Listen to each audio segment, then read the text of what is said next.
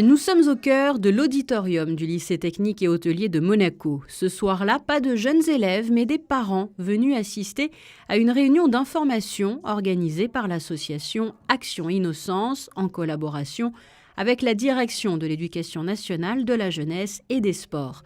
Objectif, mieux comprendre et repérer les dangers du web pour préserver les enfants et les adolescents au maximum.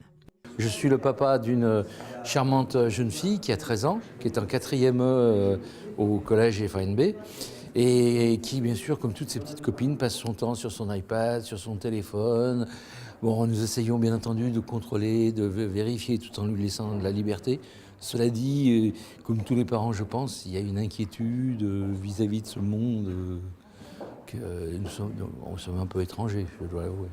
Car aujourd'hui, la tablette et le smartphone font rapidement partie de la vie d'un enfant. Et avec l'accès à Internet, les mauvaises rencontres, mais aussi le cyberharcèlement et les images violentes peuvent apparaître très rapidement sur les écrans. Il faut savoir aujourd'hui que 20% des réseaux sociaux, enfin 20% des profils, sont des profils piratés. Donc un profil sur 5, soit par manque de sécurité, soit tout simplement parce que ce sont des faux profils. On a commencé les réunions parents, on était très peu, là petit à petit ça commence à se développer, à s'étendre. Ensuite, au niveau des enfants, il y a vraiment une éducation à refaire. Pourquoi ? Parce que le dialogue familial est souvent problématique lorsqu'on parle de nouvelles technologies, parce qu'effectivement, dès que nous parlons également de techniques, d'outils, de réseaux sociaux, les parents ne sont pas forcément au fait. Et au lieu d'être un vecteur de communication parent-enfant, c'est souvent un vecteur de discorde. Parmi les solutions conseillées, le fait d'activer les paramètres de sécurité partout, comme sur YouTube, celle de ne pas laisser son enfant surfer seul sur le net, sans surveillance, avant l'âge de 12 ans.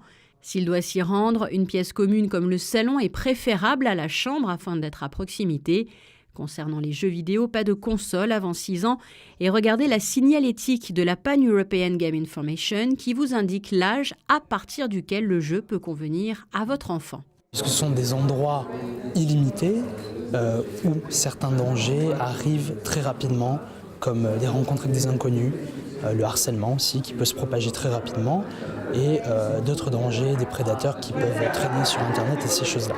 Donc c'est les points qu'on va aborder. Nous, on souhaiterait qu'ils repartent avec l'idée et la prise de conscience, comme vous l'avez dit, qu'effectivement, avoir des réseaux sociaux, il faut avoir un certain âge, il faut avoir 13 ans au minimum, d'après la loi.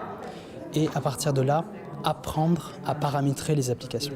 C'est très important pour la sécurité des enfants. À partir du moment où les parents sont formés, j'ai envie de dire, et informés, c'est à ce moment-là que les enfants pourront être protégés, mieux protégés en tout cas. On aborde les mêmes thématiques qu'on aborde avec les élèves, avec les enfants, pour justement pouvoir faire un retour aux parents de la façon dont les enfants ont pu réagir sans les parents par exemple. Et souvent on a des parents qui sont un petit peu surpris face aux choses qui peuvent ressortir, les paroles d'élèves notamment qu'on pourrait reprendre. On fait également des sondages à main levée pendant les préventions en classe et donc parfois avec des petites statistiques qui sont à prendre bien évidemment comme elles sont, étant donné que c'est réalisé à main levée, en classe, avec le regard des autres élèves, des professeurs parfois. Mais parfois, voilà, des choses qui peuvent ressortir, qui peuvent surprendre les parents. Donc on s'axe premièrement là-dessus et deuxièmement sur tout ce qui tourne autour de la parentalité. Comment intervenir en tant que parent dans cette situation. Et au final, c'est peut-être pas forcément quelque chose qui est lié spécifiquement à Internet, mais voilà, comment être un parent en 2018. Le recours au contrôle parental est donc bien sûr conseillé parmi les logiciels de contrôle gratuits efficaces sur Android Custodio. Quelques jours plus tard, changement d'établissement scolaire, nous sommes au collège Charles III. Changement de visage aussi car aujourd'hui nous sommes avec plusieurs élèves de 6e. De manière générale, 70% d'entre eux ont Snapchat, 66% sont sur Instagram et quasiment 50% d'entre eux ont déjà vu des images choquantes. D'où l'intérêt de ces rencontres avec un agent de police de la Sûreté publique monégasque et un psychologue d'Action Innocence. Bonjour à toutes et à tous, merci de nous recevoir dans votre établissement. Si nous sommes ici, c'est à la demande de votre proviseur. Il faut savoir que l'intervention que nous allons faire avec Cédric, c'est une intervention qui fait partie de votre programme pédagogique. Nous allons ensemble aborder la thématique suivante, ce sont les dangers d'Internet. D'accord ? On voudrait savoir où vous en êtes en termes de pratique et de connaissances sur Internet. Pour cela, après qu'on se soit présenté, on va vous donner un petit questionnaire qui est tout à fait anonyme. Et ce questionnaire, donc de 15 ou 16 questions, va nous donner un petit peu une idée générale de quelles sont vos connaissances au niveau d'Internet.